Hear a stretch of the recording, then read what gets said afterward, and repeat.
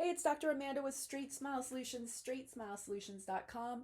Let's go in a little bit more into the whole extraction versus non-extraction camp, when to throw in the towel, and what type of verbiage do you use when you have to throw in the towel. And this is something I'm very comfortable with, but keep in mind, you know, whether you've done this a million times, or done this is your first and it's kind of scary, this should never be a surprise to a patient because this should be coming up every single appointment, from the treatment planning appointment to the records appointment, records appointment to the treatment planning appointment, to every single appointment. You still gonna have this conversation.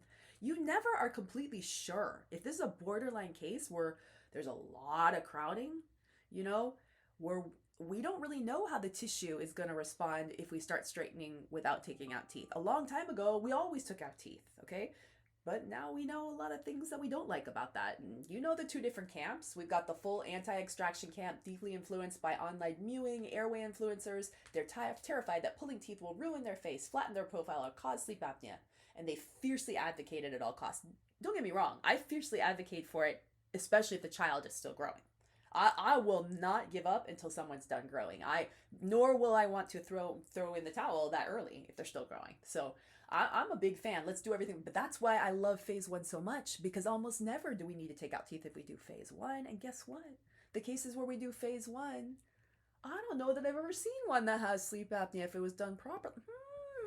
Let's think of it from that way. Have you ever, if the phase one was done properly? Now I've seen a lot of bad phase one and bad ortho.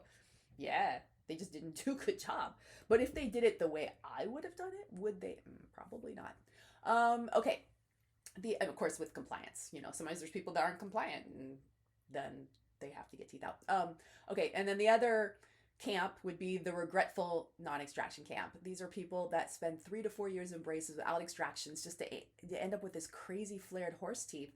I see people all the time where I see someone's kid, or it's usually the younger people.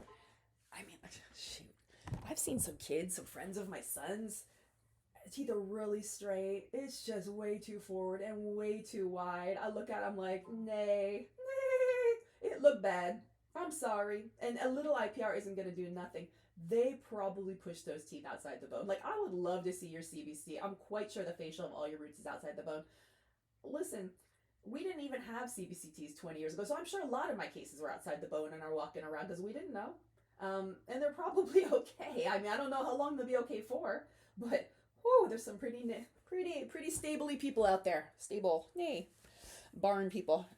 Yeah, I'm sorry, I don't like blown out cases, so I'm not talking. The buccally looks fine to me. It's when it's too forward, it just looks foolish, and they never can close their mouth. They always have their mouths hanging open. So like, yeah, if y'all created a myo issue because you put stuff too far forward, you could have a lawsuit later. So don't do that. Just in the name of non-extraction. So, I mean, be smart, right?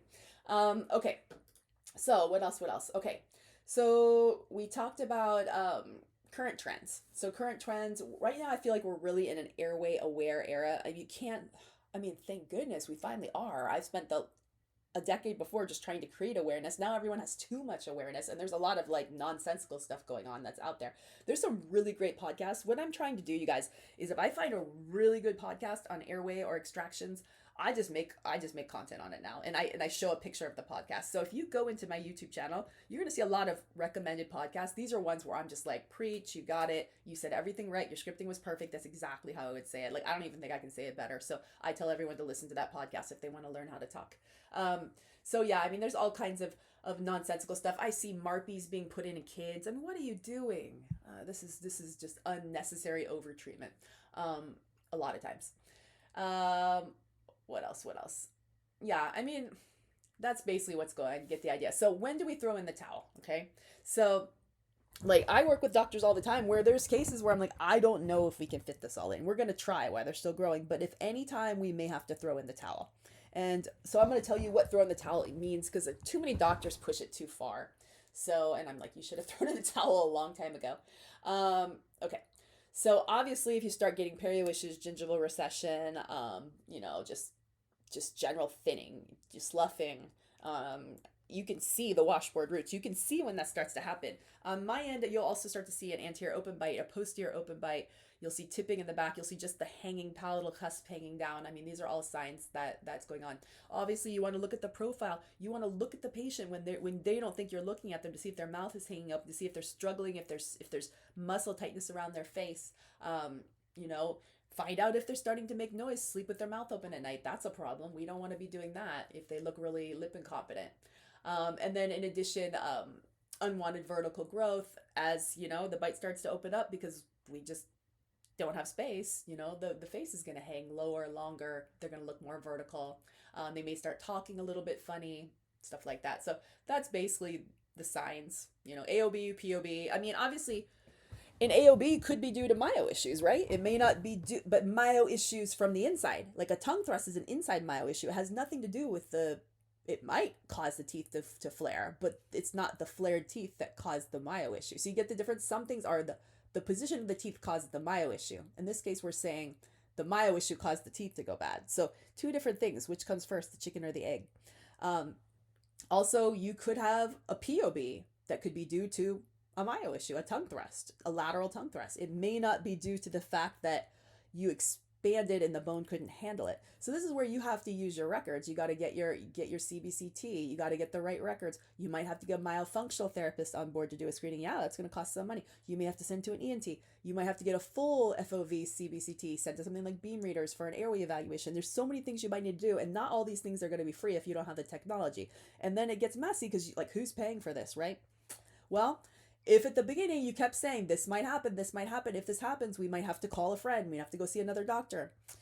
So make sure you have that conversation on the front end, because I want you to be cautious taking these borderline cases, because if you need to phone a friend, if you need an additional CBT, if you need to go to mile, these are all going to cost money. Insurance ain't paying for that.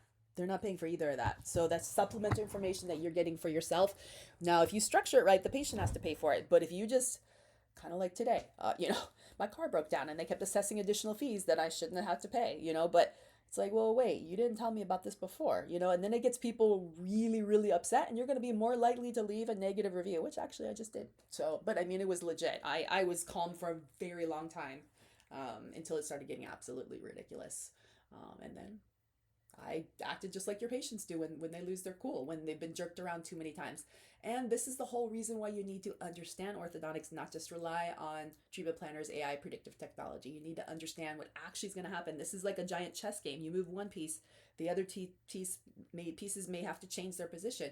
You constantly have to pivot in orthodontics. You have to understand it, and you need to have someone to ask questions to. So make sure you learn it properly. All right, thanks.